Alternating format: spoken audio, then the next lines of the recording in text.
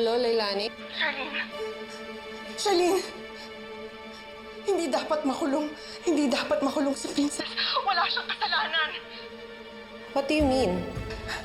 Gawa-gawa lang nila ang lahat, Charlene. Ano? Anong sinasabi mo? Alin? Si Libby, si Princess. May kasalanan akong nagawa. Charlene, ang anak mo, siya si... Leilani, hello? Please, liwanagin mo yung sinasabi mo sa akin. Ibalik mo yan sa akin! Hindi! Gaba ka! Dapat dati pang pinatay na kita eh! Leilani? Leilani?